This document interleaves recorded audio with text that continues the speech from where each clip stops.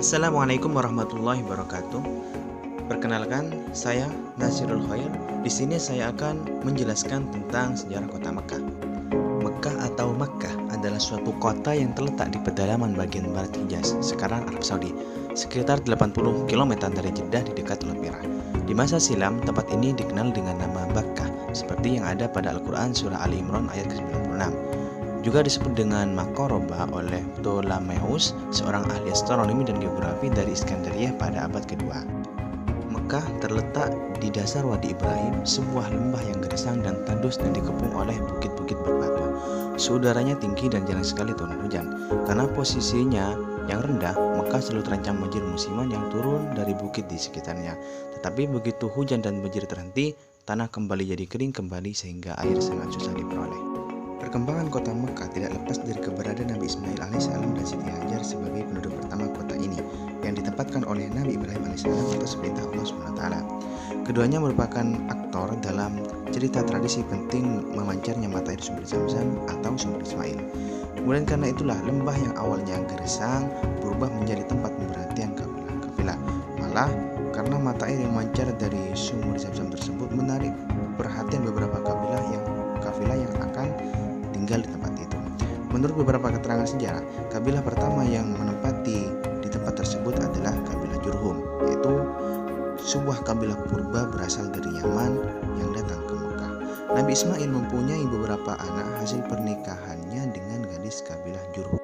Pada masa berikutnya, kota ini dikuasai oleh suku Quraisy. Quraisy merupakan kabilah atau suku yang berkuasa dan sangat berpengaruh di sana.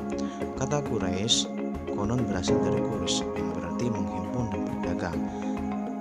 Dinamai demikian karena mereka terkenal sebagai pedagang dan terjun ke dunia perdagangan. Hal ini disebabkan oleh kota Mekah dan sekitarnya merupakan daerah gersang.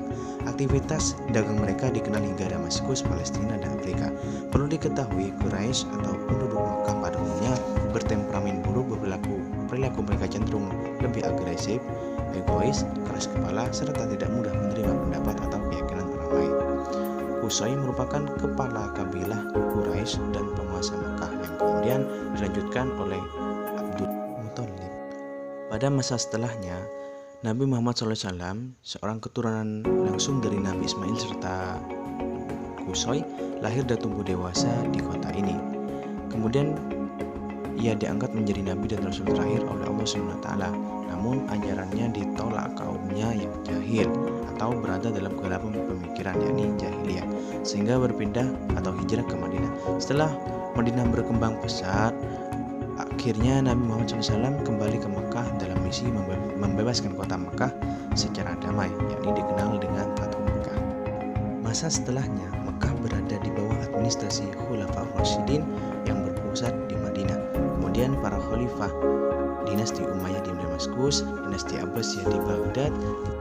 Kemudian Mekah dikuasai oleh kekhalifahan Utsmaniyah di Istanbul, sebelum kemudian dikuasai oleh Syarif Mekah, kemudian digantikan atau dikuasai oleh pemerintah Arab Saudi sampai sekarang. Saya rasa cukup sampai di sini. Hadza minni in wajadtum minil khata wal afwa minkum.